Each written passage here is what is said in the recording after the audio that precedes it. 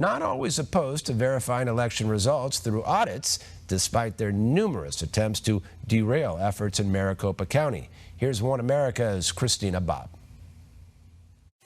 Arizona State Senator Sonny Borrelli, you sent me some interesting information. I'm curious where you got it from about election audits. I'd like to read it for the viewers. It says, "We must give voters the confidence that their ballot was counted as cast by supporting mandatory, statistically meaningful post-election audits and full transparency of all election results and data. To ensure every eligible ballot is counted, vote-by-mail voters must be informed of and provided a meaningful opportunity to fix any problem with their ballots. We support ongoing federal and state funding for local election offices." Where does that statement come from?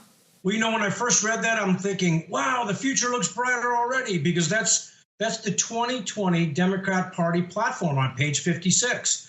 Obviously, they forgot about this. Of course, you know how the Democrats are. It's all about deception, distortion, distraction.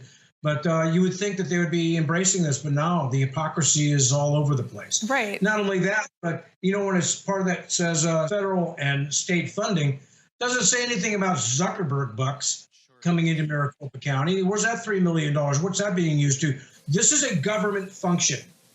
Okay, if this was not a contentious election, us auditing any elections department is within our purview and scope of our authority. The state legislature is in charge of elections, and we delegate that authority to the county level. We have that right to inspect them to make sure that they are following the proper procedures. This is what government does. This is the checks and balances to make sure that government is operating properly. And this is exactly what we're doing now. For them to be pushing back on this, the hypocrisy is off the charts. And have you heard from any of your Democrat colleagues across the aisle when you point out the fact that their own platform says they want federal audits of this election and state audits of the election? What's their response to this?